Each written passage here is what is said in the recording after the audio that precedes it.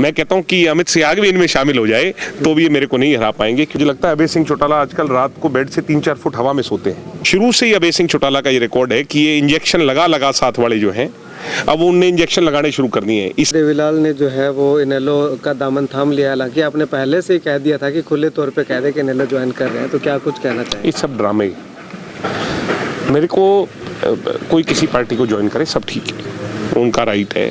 और आदित्य जी को, मेरे चाचा जी को शुभकामनाएं कि इनेलो के साथ वो गए हैं, उनका फैसला है।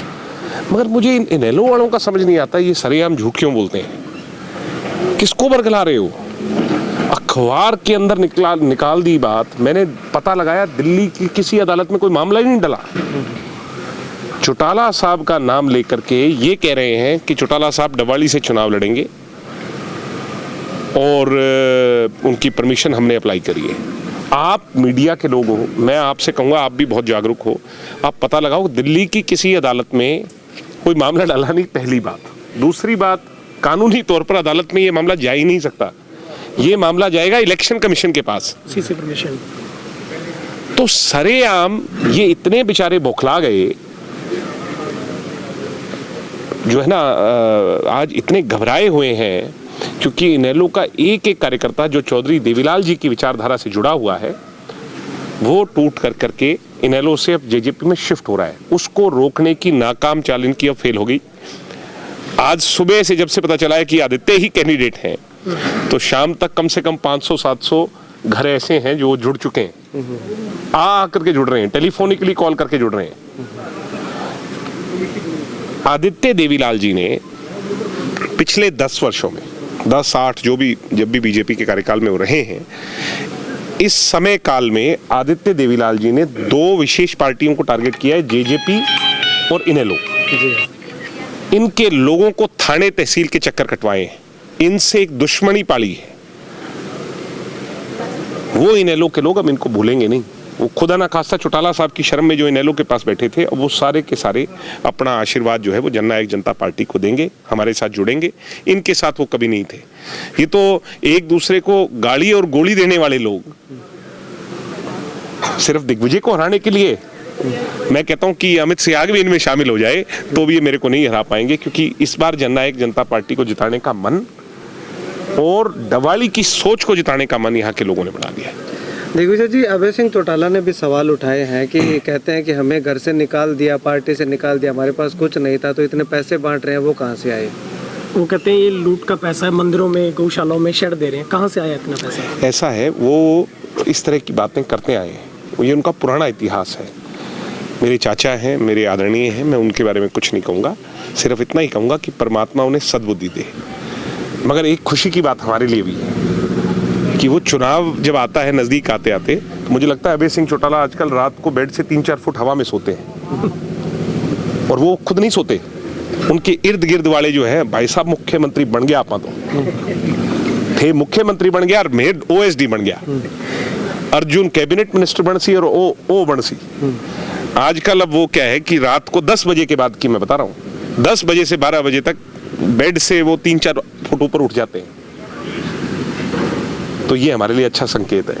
अब बहुत ही जल्दी ना चाहते वो कोई ऐसी गलती करने वाले हैं जिसकी हम कल्पना नहीं कर सकते।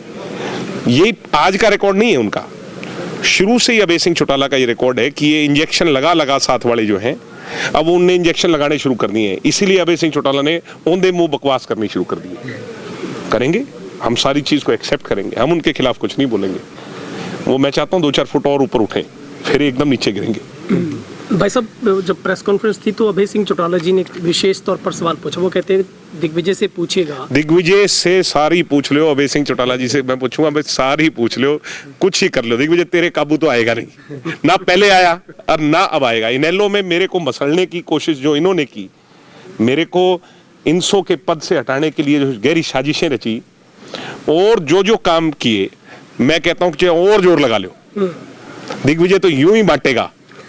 दिग्विजय ने भी चौधरी देवीलाल के घर में जन्म लिया है, अजय सिंह का बेटा है, और यूं ही बांटेगा, किसी में दम है तो रोक लो। आपने जो एक बयान दिया था कि अगर चौटाला साहब चुनाव लड़ते हैं तो आप वापस ले लेंगे, क्योंकि उन्होंने कहा कि तबीयत पूछने नहीं आए, कहते चौटाला साहब की। उनको पूछ के जाऊंगा क्या चौटाला साहब के पास, या उनको बता के जाऊंगा कि चौटाला साहब के पास मैं कभी गया हूं कब नहीं गया। चौटाला साहब आपको नहीं बताते होंगे हम कब कब आए। अभय सिंह जो है ना, वो घर की राजनीति, घर के कमरों के अंदर क्या होता है इसको सड़कों पे लाते हैं। हम ऐसे ओछी बातें नहीं करते, हम घर की एथिक्स को और मोरल वैल्यू को घर के दरवाजे के अंदर रखते हैं। ठीक है, चौटाला साहब के लड़ने का बयान आया, मैंने कहा कि अगर मैंने नॉमिनेशन भी भर दिया होगा तो मैं वापस ले लूंगा। मैं कहता रहा हूँ आजकल हवा ज्यादा भरी हुई है, रुक तो जाओ, थोड़ा इंतजार करो, 2-4 दिन की बात है। तो नॉमिनेशन को लेकर के किस तरह की तैयारियां, कितनी भीड़, कितना किस तरह के? मैं कहता हूं कि प्रजातांत्रिक प्रणाली में सिरों की गिनती से आंका जाता है। आज वाले को आंक लिया, कांग्रेस वाले को भी आप आंकोगे और हमारे को भी आंक लेना। अगर हमारे सिर ज्यादा होंगे तो मैं मीडिया को ही कहता हूं कि आप ही अपने आंकलन को सही तरीके से मापदंड से, जो आपका आंकलन कहता है, अगर डबवाड़ी के लोग मेरा नामांकन बढ़ाने ज्यादा आएंगे तो इसका मतलब क्या है ये आप सब लोग जानते हैं। भाई साहब, एक बहुत इंपॉर्टेंट सवाल, चौधरी रणजीत चौटाला ने आज जब अपना शंखनाद किया तो उन्होंने कहा कि चौटाला परिवार में जो जिस तरीके की विरोधाभास या धमकाने की जो कल्चर था, उसी वजह से चौटाला परिवार राजनीति से दूर हो गया। ऐसा इसमें कोई दुराई नहीं है।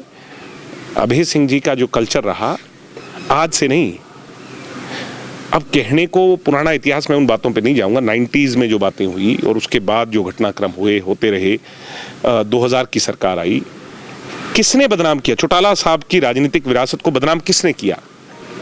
एक आदमी जिस पर यह आरोप बार बार लगता रहा कि धमकाने, डराने का, पीटने का, ये किस पे लगता रहा?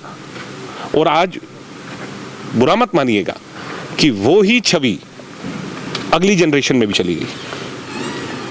मेरे छोटे छोटे भाई हैं, वो जब हमसे इतनी बदतमीजी से बात कर सकते हैं तो वो आम जनमानस से कितनी बदतमीजी से बात करते होंगे, कैसे कैसे लांछन लोगों पे लगाते होंगे।